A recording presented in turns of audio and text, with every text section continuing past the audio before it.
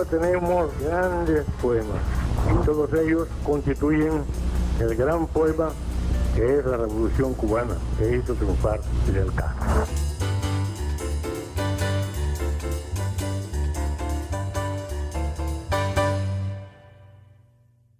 Saludos, gracias por acompañarnos. Somos los de la Unión y a través del diálogo con mi invitada vamos a estar conociendo aspectos de su vida y su obra. ¿Quién es mi invitada? Pues solamente le adelanto que es una joven arquitecta que recientemente ha entrado a la UNIAD y que viene con proyectos muy interesantes. Yo le propongo que usted me acompañe en los próximos minutos para que conozca todos los detalles.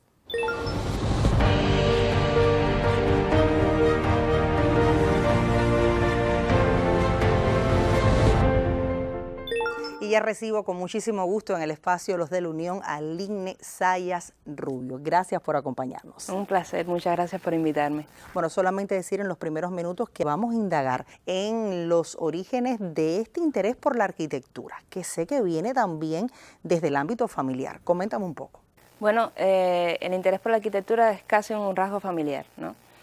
Mi abuelo, Luis Rubio Sasnávar, era arquitecto, un arquitecto reconocido por los de su generación y los posteriores, porque también fue profesor y fundador de la CUJADE, de la Facultad de Arquitectura. Y practicaba de niña mucho con sus dibujos. Yo recuerdo colorear las perspectivas de mi abuelo, las perspectivas de Modesto Campo, que era otro importante arquitecto de su generación y que siempre fue muy amigo de mi abuelo.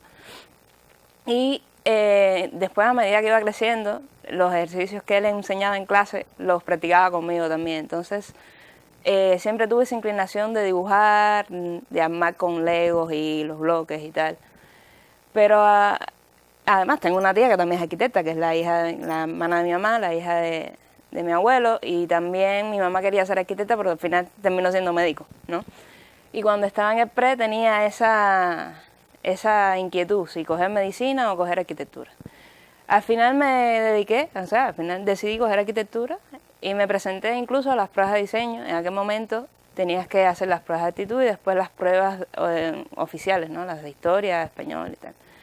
En aquel momento arquitectura y diseño eran preotorgadas, por tanto solamente tenías que hacer historia, pero las pruebas de actitud se hacían en noviembre. Si no aprobabas las pruebas de actitud, tenías solamente 5 meses para prepararte a las otras pruebas. Felizmente cogí arquitectura y nada, ahí empezó todo. Bueno, sin lugar a dudas es una historia que nos compartes desde el ámbito familiar y que fue una correcta elección, porque no siempre hay buenos finales cuando se acerca desde la profesión familiar. Pero en tu caso sí, fue, digamos que tu abuelo tuvo esa sensatez de inculcarte la arquitectura y disfrutas muchísimo la profesión. Pero hablemos entonces de la etapa estudiantil, cuando tienes que toparte con los estudios de arquitectura, cuando también digamos que entras en una etapa de transición tecnológica. En la facultad, o sea, la Facultad de Arquitectura está en la CUJADE, pero es como la facultad típica que está en la CUJADE. Somos los que salimos bien en el Festival de Cultura y los que salimos pésimos en los Juegos 13 de marzo, ¿no? Y es una facultad que tiende a ser bastante divertida entre los profesores y el alumnado, ¿no? O sea que la convivencia se hace muy amena. Recuerdo mis tiempos de estudiante en los que se pasaba muchísimo frío, porque la Facultad de Arquitectura es la que da la fachada norte, todo el frente totalmente descubierto. Y era un espacio en donde, a pesar del frío, siempre tratábamos de dibujar a mano en esos talleres del 666 y estar participando continuamente en cuanto ocurriese, ya sea una exposición o ir al cine o participar en un taller internacional, que por suerte en la facultad ocurría bastante a menudo, porque eso te da un conocimiento extra de cómo se movía el mundo, ¿no? Y para eso el arquitecto siempre tiene que estar dispuesto. La arquitectura no es algo que sea estático, va moviéndose con la sociedad, y para un estudiante de arquitectura, en el momento en el que yo estudié, que fue del 2018 al 2013, era muy importante estar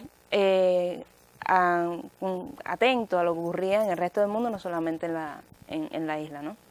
Quizás si hubiese estudiado ahora sería diferente, porque ahora hay internet, hay WhatsApp, todo está en el móvil, pero en aquel momento para acceder a internet tenías que ir al laboratorio de computación, la conexión era extremadamente larga. Por suerte teníamos unas bibliotecarias espectaculares en el edificio de la facultad, y la facultad propia tenía un vasto cúmulo de libros y revistas de arquitectura que te permitían estudiar. También el hecho del tope con estudiantes extranjeros te abría un poco ese margen, ¿no? Porque como quiera que sea, la enseñanza tiende a ser bastante académica, tienes que aprenderte las pautas, ¿no? Para después volar. En los talleres no, en los talleres volábamos y nos metían en las pautas. Pero sí, cómo no. Y siempre he sido también de hacer muchas cosas extraclases, ¿no? Y he estado en talleres de fotografía, en talleres de pintura, en danza, en cualquier cosa, porque el espíritu también es importante. Bueno, me gusta que toques estos aspectos porque habla del taller de fotografía al que le veo un vínculo más directo que el de la danza, pero no todo lo que tengamos que hacer en la vida tiene que tributar a la profesión, sino a la formación general, porque cuando tengas que enfrentarte a la restauración de un ballet o tengas que enfrentarte a la restauración de un teatro, creo que son pautas que te van marcando la vida. No, hubo un momento estando en proyectos de la Oficina del Historiador que estuve vinculado a un proyecto que tenía que ver con Luis Alfonso, con la compañía L, o sea, en tabloncillos y tal, que fue muy ameno porque también la danza es algo que tengo inculcado desde pequeña, así que sí, cómo no. En los estudios te posibilitaron el vínculo con dos aspectos, yo diría que fundamentales, la fotografía y también la oficina del historiador. Háblanos de cómo se vincularon, de por qué son importantes en tu carrera.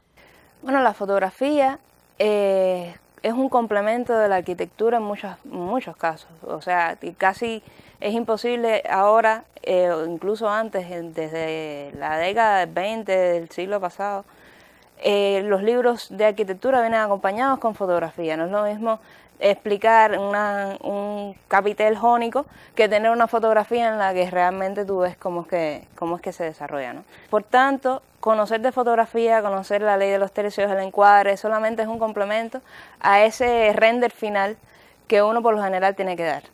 Cuando uno dice render, eso es el nombre actualizado de lo que antiguamente era la perspectiva dibujada a mano con líneas de fuga, todas esas imágenes que se conformaban para darle al cliente una idea de cómo iba a ser ese proyecto final al que uno estaba proponiendo, ¿no?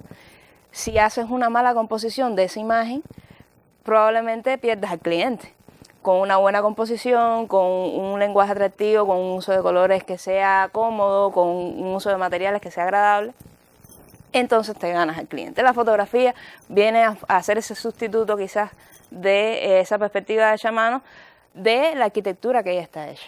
Si ocurre con el caso mío, que estuvo muchos años vinculado con la restauración, la fotografía también te sirve para la investigación futura de ese edificio que tú vas a intervenir. Estás llegando a algo que está construido, a un lugar que ya tiene un patrimonio tangible, y hay cosas que se descubren con las fotografías de antes, mucho antes, de Tomás a principios de siglo, y otras cosas que se recuerdan cuando uno va hacia atrás a esa fotografía hace 2 o 3 años antes de la restauración, ¿no? Y dices, wow, yo entré por ahí, de verdad que estoy loca, pero bueno, en cuanto a la oficina del historiador, ocurrió que muchos de los talleres internacionales ocurrían o bien en emplazamientos vinculados a la oficina del historiador, como el convento de San Francisco de Asís, por ejemplo, o bien estaban vinculados directamente con la oficina de cooperación internacional o con la oficina de proyectos de la oficina del historiador. Y casualmente en el 2013 la tesis la hice con mi tutor fue el arquitecto Orlando Inclán, que también era el jefe del departamento de urbanismo de la empresa de proyectos. Entonces estuve mucho tiempo vinculada con la labor de la oficina y fue un interés que se avivó y que después disfruté muchísimo. Bueno, qué bueno que luego de graduada ya pudiste continuar con este trabajo en la oficina del historiador. Y me quiero dirigir hacia esa etapa de tu vida. ¿Qué proyectos te retaron desde la oficina que recuerdes con mucho agrado? Bueno, trabajar en la oficina del historiador siempre es un reto. Es un reto por la importancia que tiene lo que se interviene, ya sea de grado de protección 3 o de grado de protección 1, ¿no? Todo edificio amerita un cuidado y un interés, ¿no? O todo espacio, porque yo empecé a trabajar en el departamento de urbanismo, por tanto, lo mismo interveníamos edificios que calles, que plazuelas, que parques. Y cuando te dicen hay que hacer una propuesta para la Plaza de Armas, te ponen los pelos de punta, porque la Plaza de Armas es la plaza fundacional, es la plaza que además intervino después con antes de Cabarrocas, es una plaza con muchísima historia. ¿Qué más se le va a hacer a la Plaza de Armas o qué menos se le va a hacer, ¿no? Entonces, siempre es un reto. En la oficina, casualmente, cuando empecé, ocurrieron varias cosas. Uno fue, como siempre ocurre, y lamentablemente, hay un éxodo de personas. Y recién graduada tuve que asumir dirección a pie de obra. O sea, me mandaban como respuesta de proyectos a pie de obra, por ejemplo, a la hora del paseo marítimo del Emboque de Luz. Se estaba construyendo lo que es el muelle flotante, esa T que está entre la cervecería y donde se coge la lanchita de regla ahora, que es el Emboque de Luz. No era un proyecto mío, no era un proyecto que yo había visto ni tan siquiera, tuve que instruirme en pocos segundos y cuando llego, por supuesto, era la chica jovencita, de 23 años, acababa de graduar, con todos estos inversionistas de ya 30 años trabajando en la oficina, un ejecutor, el arquitecto Giordano, que por suerte era amigo, pero que también con una vastísima experiencia. Y recuerdo que Giordano me dijo, tenemos patas de elefante, que son estas piedras grandes que se usaron, que fueron la primera fuente de pavimentación que tuvo la ciudad, y tenemos adoquines. Hazme propuestas para ver cómo hacemos el trazado, a ver qué te sale. Y mira a ver tú, arquitecta, ¿no? Y yo dije, wow, esto empezó intenso. Pero siempre es bueno ese tope no solamente del proyectista detrás del papel ARPA, de la hoja, haciendo el boceto rápido, o detrás del AutoCAD, que es la herramienta que se emplea ahora, computarizada, generando los planos para el proyecto ejecutivo, sino también el arquitecto que va a la obra, que está al tanto del detalle, que responde cuando le dicen que hay un árbol que aparece en un grabado, que lo quieren talar y dice que no, que se preserve y se hace un cuadrado en ese paseo marítimo justamente para preservar ese árbol. Entonces, el inicio en la oficina fue un reto. A partir de ahí, lo interesante es que hubo muchos programas de arquitectura. Estuvo la planta de clasificación de residuos sólidos, hubo parques, hubo viviendas, hubo museos, hubo sencillamente diagnósticos de espacios, que también es una labor del arquitecto, ir a un espacio y determinar si está bien, si funciona, si no funciona, qué es lo que falla, si necesitas un civil, si hay que buscar otro especialista. Hubo también análisis urbanos de espacios completos como la calle Mercaderes, la calle Oficio, intervenciones en plazas y el templete. Háblame del templete. El templete es un proyecto que llega a mis manos casi por accidente en el 2017. Realmente yo no sabía de que se iba a intervenir el templete y coincido en una reunión en la que se habla del interés de que se expanda el templete y de cómo se va a expandir el templete. El templete siempre ha sido así. Y resulta que no, que había grabados antiquísimos del siglo XIX en que mostraba el templete en la línea de fachada por delante de la residencia de los Condes de Santovenia, que es el museo, el Hotel Santa Isabel, ¿no? Y lo primero que se hace es construir una valla y los arqueólogos comienzan a trabajar. Es realmente la primera vez que yo coincido con el Departamento de Arqueología en una obra y lo disfruté muchísimo porque además son unos muchachos y muchachas, porque también las mujeres en la oficina estamos en todos los niveles, espectaculares, y cada vez que encontraban algo me lo enseñaban y ese maravilloso destacamento de trabajadores incansables encontró los cimientos originales. Entonces ya no había excusas. Se acometió la gran inversión con un grupo de inversiones fantásticos, el grupo al que después tuve el honor de trabajar, el grupo de rehabilitación y conservación patrimonial, un grupo pequeño de féminas todas aguerridas que con un grupo de trabajadores de Restaurabana y de la empresa Puerto Carenas acometieron el desmontaje de todos esos pilares originales de sillares de piedra, las rejas, la restauración, el ensanche, la réplica de esas columnatas laterales y todo el proceso de diseño de las rejas, de las verjas y tal. Entonces, Fue un proyecto muy bonito realmente y un proyecto muy emotivo porque el templete tiene una gran significación para la ciudad. Y estamos próximos al aniversario 500 de la ciudad y yo no sabía cómo se iba a acoger. Y realmente se acogió muy bien y le tengo muchísimo cariño a ese proyecto.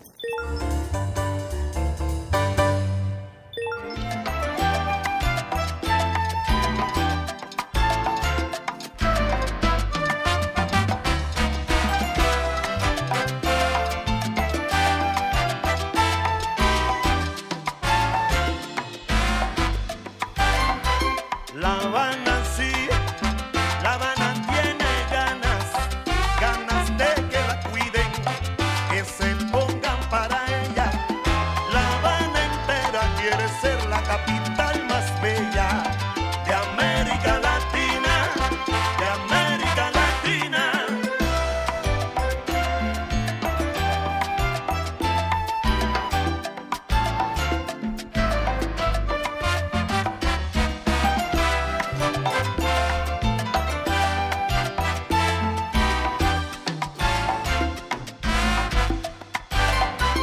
La Habana sí, La Habana tiene un pueblo que ella trabaja en la remodelación. La Habana entera quiere ser la capital más bella de América Latina, de América Latina.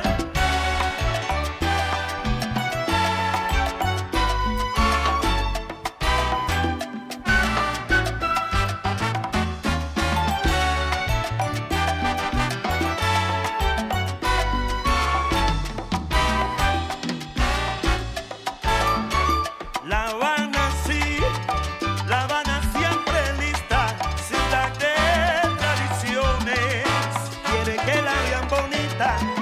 La Habana entera debe ser la capital más bella de América Latina, de América Latina. La Habana sí, que sí, sí que sí. Claro que sí, habanero soy de cepa porque en La Habana sí, que sí, sí, sí que sí. La Habana, La Habana, La Habana, La Habana, mi hermano, madre de todos los cubanos.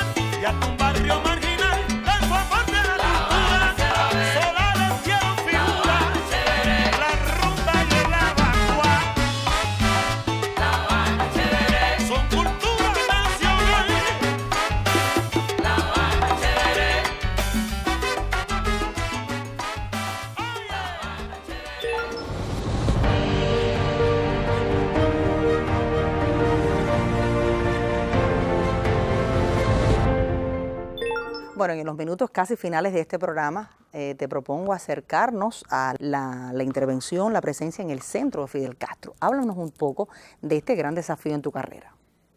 El centro Fidel Castro, por su escala y su magnitud, es una obra imponente. Recuerdo la primera reunión del Consejo de Estado en donde se hablaba de 7, 9 subgrupos, en donde todos eran ministros, los que estaban reunidos. Los jefes de los subgrupos eran ministros. Fue una obra muy emotiva por las relaciones que se desarrollaron ahí. Habían muchos trabajadores y obreros a pie de obra, técnicos de obra, diseñadores, montadores, pladuristas, restauradores. Era un hormiguero, ¿no? Era en todos los sitios a la vez ocurría N cantidad de cosas. Y un espacio donde se aprendió muchísimo. Tuvo la suerte de poder ser restaurada una residencia de las originales del Vedado, una residencia que tiene como tres espacios, ¿no? La casa más patrimonial junto con su antigua caballeriza, que es de finales del 19 con modificaciones hechas en el 20, y un bloque al fondo que es de la década del 30 más o menos, ¿no? Y además se le va adicionando en el tiempo el área exterior, que no pertenecía originalmente al proyecto, que se adiciona. Y surge la inquietud de qué hacer con esa área exterior. Hacer una propuesta que sea similar a la arquitectura del edificio o que rompa totalmente con la arquitectura del edificio. Decidimos que fuera por contraste, ¿no? Que fuese el espacio que albergara las nuevas funciones, no las funciones de salones de exhibición, que es una función antiquísima, o la de biblioteca, o no, sino las nuevas funciones, un anfiteatro, salas didácticas, salas de tecnología, con cosas que fuesen novedosas también para el visitante, como los jardines verticales, como también tener un pequeño jardín que recuerde la flora cubana, como ese que tenemos cerca a Calle 13, y después la flora que nos ha sido introducida por familiares, amigos y amigos del país, como el que está pegado a Calle 11. Y fue un proyecto que demandó de muchas horas y de muchas especialidades. Tendríamos también a biólogos y a ingenieros agrónomos trabajando. Por primera vez, creo en mucho tiempo, vinieron árboles moteados a gran escala y se colocaron en el sitio. Fue un proyecto fantástico, honestamente, y como vecina del barrio, que también soy, fue muy agradable poder, y es muy agradable poder ir a 11 y 4 y ver que por lo menos contribuía el barrio un poquito, ¿no? Que eso siempre ha sido muy agradable, sí. ¿Cómo no? Bueno, sé que entre los grandes desafíos también estuvo hacerlo en tiempos de la COVID, diseñarlos, estar allí y también sustituir las importaciones. También fue un gran desafío para el cuerpo de diseñadores, de arquitectos. Sí, como el centro comienza a pensarse, a gestarse en el 2018, el proceso de ejecución prácticamente nos coge en plena COVID. De hecho, yo no sé lo que es una cuarentena. Nunca estuve en casa, siempre estuve a pie de obra, y conmigo todo el grupo de inversiones, todo el grupo de proyectos también estuvo a pie de obra, estuvieron a pie de obra los jardineros, los obreros, todo el mundo estuvo trabajando con nasobuco a altas temperaturas, no sabíamos qué íbamos a hacer. Y sí, fue también un gran reto el llevar a término muchos de los espacios que estaban pendientes de importaciones. Porque, por supuesto, venía todo un diseño museográfico porque también la figura a la que está dedicada fue una figura que en 90 años hizo muchísimo. Entonces no había forma de contener eso en un soporte físico, había que acudir inevitablemente a la tecnología. Tecnología que no se produce en Cuba, por tanto hay que importar. Solamente en eso había mucha atención en cuanto al tema de las importaciones. Y sí, fue una obra en la que se hubo que repensarse y recrearse una buena cantidad de soluciones con lo que había en el país, porque el término de las importaciones, si antes llevaba un barco en 3 meses, ahora se demoraba medio año en llegar o 8 meses. Entonces era estresante, sobre todo por las intenciones que se tenían de la inauguración y la fecha. Eso también implicó para ti todo un desafío y desvelos. Bueno, hubo días de obra que terminábamos a las 3 de la mañana. Sí. Pero bueno, fueron premiados no solo por este reconocimiento, sino también por la belleza del lugar y por la grata acogida que ha tenido el Centro Fidel Castro. Muchas gracias. Tendríamos mucho para hablar, pero yo te propongo ir concluyendo esta emisión y quizás en próximas pues que regreses junto con otros colegas para seguir hablando de estos jóvenes que entran a formar parte de la Asociación de las Artes Plásticas de la UNIAC y también este vínculo que vas a tener con nuestra asociación. Muchísimas gracias por invitarme. Gracias a ti por estar con nosotros. De esta manera voy despidiendo la emisión proponiéndole que usted regrese la próxima semana aquí al espacio Los de la Unión.